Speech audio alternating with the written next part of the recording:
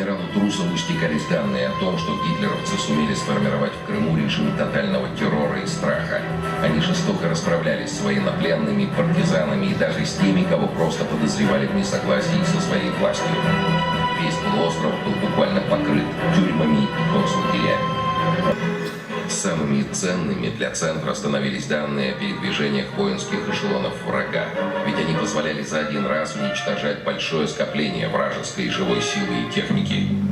София центру. С запада в Курман-Кемельчик на самолетах доставляются солдаты.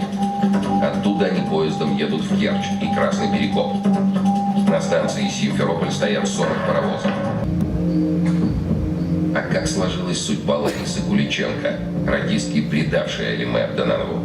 Лариса Гуличенко выехала вместе с немцами, была в Чехословакии, в Австрии, значит, некоторое время была в Германии, потом была, значит, выявлена командой СМЕРШ, арестована, значит, и была осуждена судом военного трибунала к 10 годам тюремного заключения.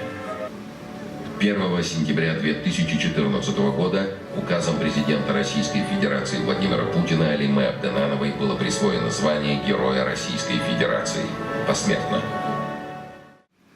Алиме Абдонанова очень любила свою родину.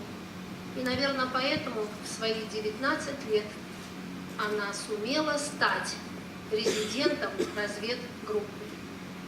Она собрала вокруг себя единомышленников, и эти единомышленники были тоже далекие или близкие, но наши родственники. Ведь на самом деле на кого она могла положиться? К сожалению, они не дожили до сегодняшних дней. К сожалению, наши родители, Азифе и Фирузе, тоже не смогли дожить до этих дней. Но я думаю, что они нас слышат и радуются. Кадровые разведчицы, крымчанки, крымские татарки Алиме Абдонановой. Мы знаем, что 1 сентября 2014 года указом нашего президента Владимира Путина Алиме Абдонанова была удостоена посмертно звания Героя России. Я скажу, что это очень символично в связи с тем, что после подписания указа президента о реабилитации крымских татар мы очень много говорим о политической и исторической реабилитации. И здесь очень важно отметить историческую роль крымских татар в Великой Отечественной войне, которая последние годы намеренно умалчивалась.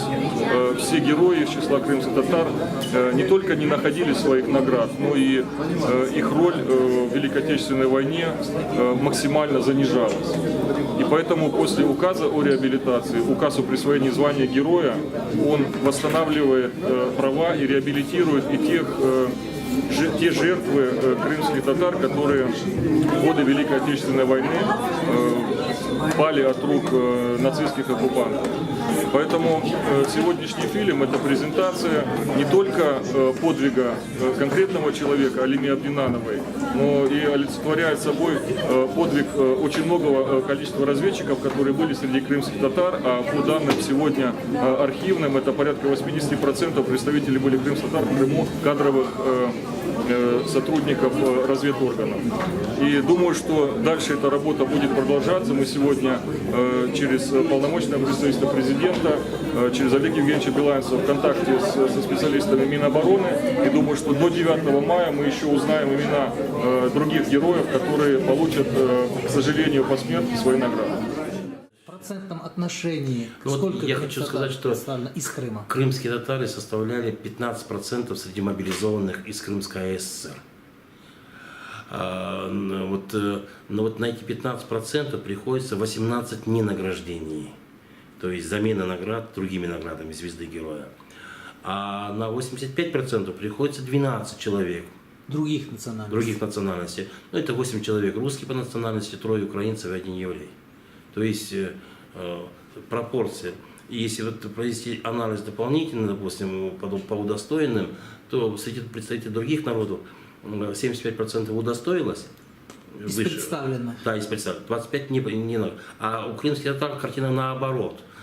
25% только удостоились, а 75% не удостоились. Поэтому вот есть такой долг перед этими людьми, долг государства, который надо будет исправлять.